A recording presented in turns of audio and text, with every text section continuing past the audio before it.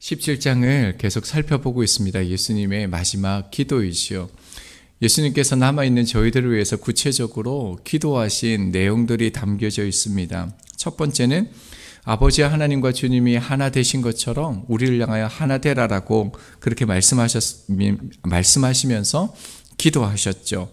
두 번째 기도 제목은요, 악에게 빠지지 않도록 기도하셨습니다. 예수님 잘 믿는 일, 주님처럼 하나님의 뜻인 십자가를 지고 그 일을 감당하면서 살기 원하셨다는 것입니다. 20절부터도 예수님의 기도가 계속되어지는데 마지막 기도의 끝부분입니다. 이 부분은요, 오고 오는 그 세대 속에 주님을 믿는 자들을 위한 그 기도가 담겨져 있습니다. 자, 20절 말씀을 봅니다. 내가 비옵는 것은 이 사람들만 위함이 아니오 라고 말합니다. 여기서 이 사람들은 누구입니까? 11 제자이시죠. 주님은 당신의 자리를 대신할 그 제자들을 위하여 간구하고 계십니다. 그러나 주님의 기도는 눈에 보이는 그 제자들만을 위한 기도가 아니죠. 하반절입니다. 또 그들의 말로 말미암아 나를 믿는 사람들도 위함이다 라고 말씀합니다. 제자들의 말씀을 통하여서 주님을 믿게 될 오고 오는 그 세대들의 그 사람들을 위해서도 주님께서 기도하고 계시는 것이죠. 예수님께서 2000년 전에 이미 믿는 자들, 믿게 될 자들, 우리를 위해서 기도하신 것입니다. 그 속에는 오늘을 사는 저희까지도 포함되어 있음은 물론입니다. 이 말씀을 통해서 예수님께서 우리를 위하여 중보하고 계신다는 것이 다시 한번 성경 속에서 우리 가운데 확증됨으로 말씀하고 있습니다. 여러분, 누군가가 나를 위하여 기도하고 있다라는 그 말만 들어도 얼마나 힘이 되어집니까? 그렇다면요, 나를 위해 기도하는 예수님의 음성을 우리가 들을 수 있다라면 우리는 두려워하지 아니하고요, 염려하지 않을 것입니다. 나를 위해서 기도하시는 그 예수 그리스도의 그 음성이 우리의 영혼 가운데 또 우리 기도 가운데 들려지길 소망합니다. 자, 21절을 보면요, 11절에서 이미 그렇게 간절히 기도하셨던 그 주님께서 하나됨을 위해서 다시 기도하고 계십니다. 그러면서 이 하나됨의 모델로요, 하나님 아버지와 예수님의 그 관계를 우리 가운데 말씀하고 있습니다. 자, 그러면서 이렇게 하나 되게 하신 목적이 21절 끝에 나오는데요, 세상이시죠. 세상이란 아직 하나님을 알지 못하는 자들을 의미합니다. 그러니까 우리가 하나 되어야 될 이유가 뭐라고요? 아직 믿지 않는 그들을 위하여 그 세상이 우리의 모습을 보고 예수님을 믿게 하도록 하기 위해서라고 말씀하십니다. 자, 그렇다면 주님께서 말씀하시는 그 하나됨의 모습, 세상이 우리들의 모습을 보고 주께로 돌아오는 그 모습은 어떤 모습입니까? 22절 말씀입니다. 내게 주신 영광을 내가 그들에게 주었사오며 라고 말씀하죠.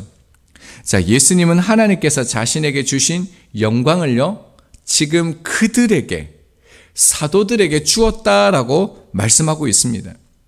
사도들의 그 복음을 통해 믿는 자들에게 죄송합니다, 하나님의 영광을 주었다라고 말씀합니다. 자, 그렇다면 주님께서 사도들에게 주신 그 영광, 그리고 사도들의 그 복음을 통해서 믿는 자들에게 주신 그 영광을 통해서 세상이 주께 돌아오게 하시는데 그 영광이 무엇입니까? 하나님을 높이는 겁니까? 우리의 어떤 성과와 우리의 삶의 성취입니까? 17장 1절 하반절을 보면요, 아버지여 때가 이르렀사오니 아들을 영화롭게 하사 아들로 아버지를 영화롭게 하옵소서라고 말씀하셨죠. 여기서 영화가요, 오늘 본문의 영광과 똑같은 단어입니다. 여러분, 하나님께서 예수 그리스도에게 주신 영광은 무엇입니까? 십자가의 사건입니다. 자, 그러니까요, 세상에 하나님의 영광을 드러내는 방법은 유일하다는 겁니다. 세상이 하나 되게 하는 것은 그 길은요, 오직 십자가뿐이라는 겁니다. 다른 것으로 하나 되게 할 수 없고요, 하나 될 수도 없다는 거예요. 여러분, 세상이 우리의 모습을 보고 하나님의 영광 가운데 돌아오는 길은 오직 한 가지, 이 하나님의 영광, 십자가 뿐이라는 거죠. 그래서 23절은요, 이것을 좀 더 상세하게 주님께서 말씀합니다. 상반절입니다. 곧 내가 그들 안에 있고 아버지께서 내 안에 계시어 그들로 온전함을 이루어 하나가 되게 하려 함은 말씀합니다. 자, 이 말씀은 21절 말씀과 매우 유사합니다. 제자들이 그 아버지 하나님과 연합할 수 있는 이유를 말씀하시는 거죠. 무엇입니까? 여러분, 우리가 어떻게 하나님, 그 지극히 높으신 하나님과 하나가 될 수 있습니까? 예수님께서 제자들 안에 있기 때문에 그렇습니다. 그리고 예수님께서 아버지 하나님 안에도 있기 때문에 그렇습니다. 그러므로요, 예수님의 십자가를 통하지 아니하고 아버지 하나님께로 갈 자가 아무도 없다라는 거예요. 오직 예수 그리스도의 십자가를 통하여 우리가 하나님 안에 거할 수 있다는 것이죠. 하반절입니다. 아버지께서 나를 보내신 것과 또 나를 사랑하신 같이 그들도 사랑하시는 것을 세상으로 알게 하려 함이로써이다 라고 말씀합니다.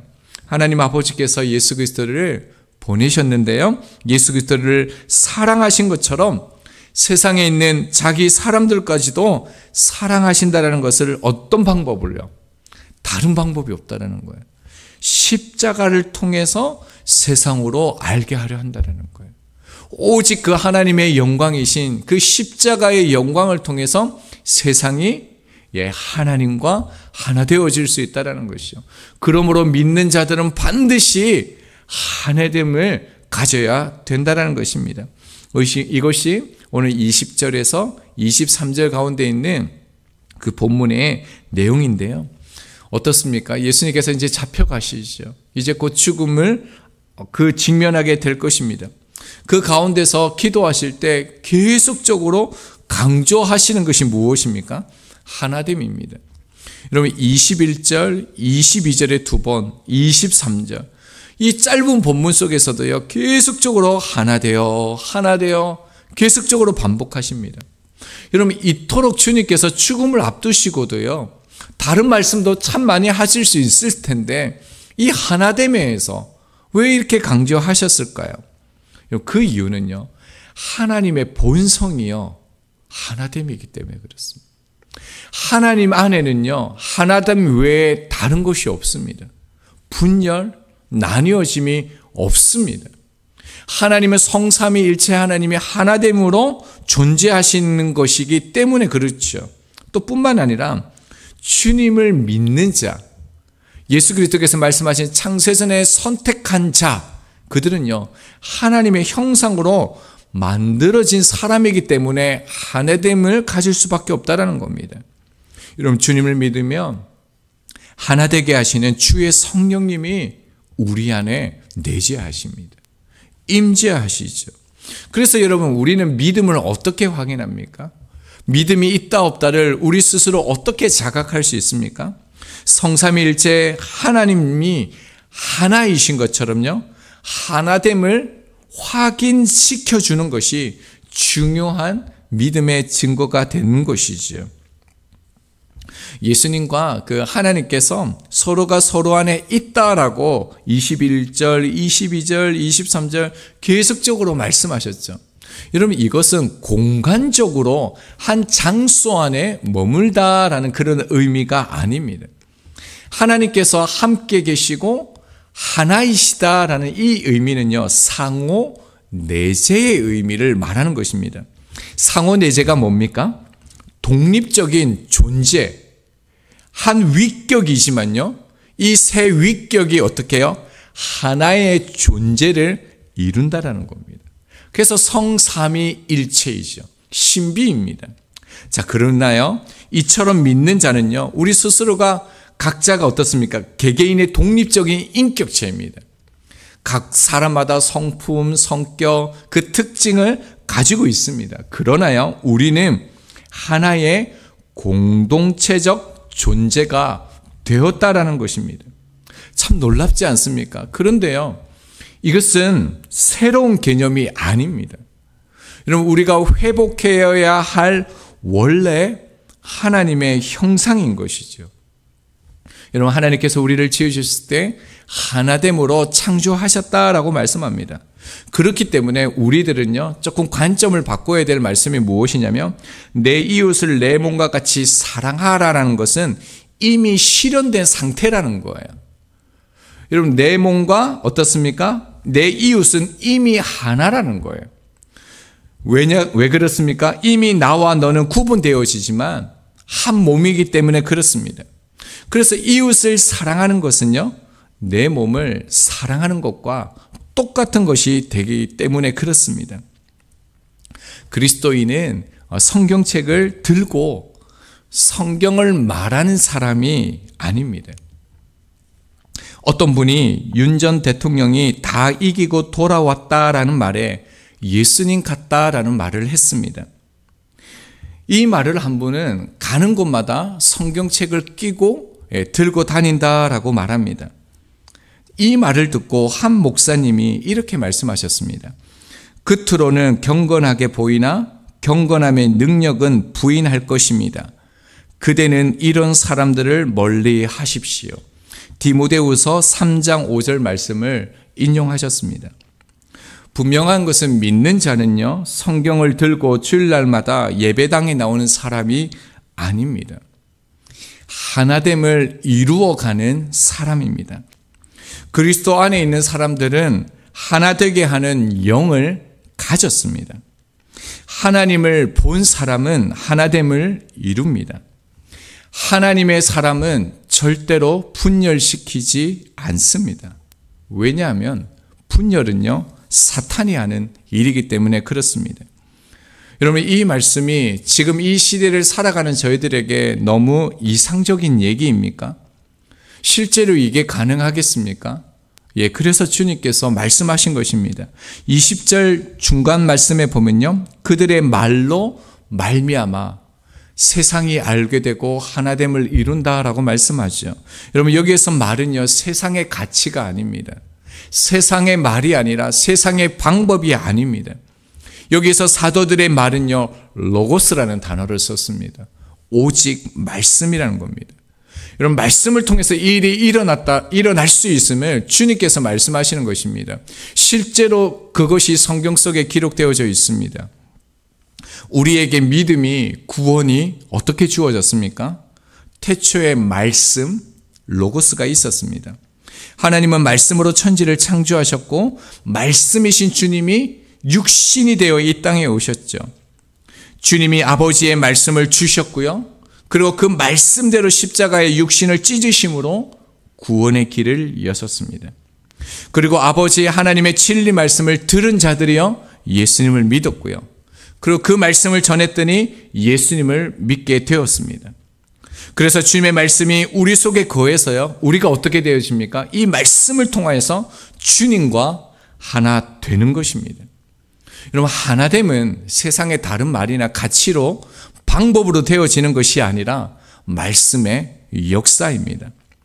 말씀대로 살아가는 십자가의 모습을 통해서 예수님의 그 우리에 들지 않는 다른 양들이요, 그것을 보고 돌아온다라는 겁니다.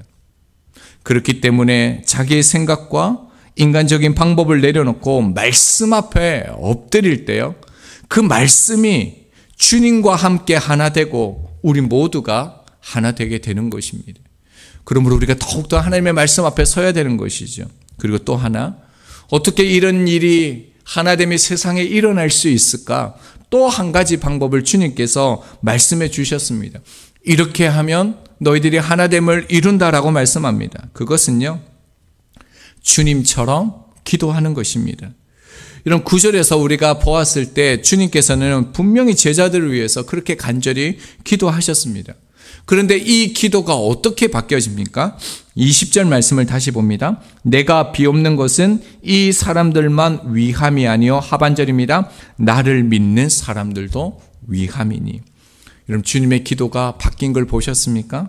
주님의 기도는 제자들에게, 눈에 보이는 그들에게만 국한되어지지 않고요, 지경을 넓혀서 계속해서 확장되어집니다.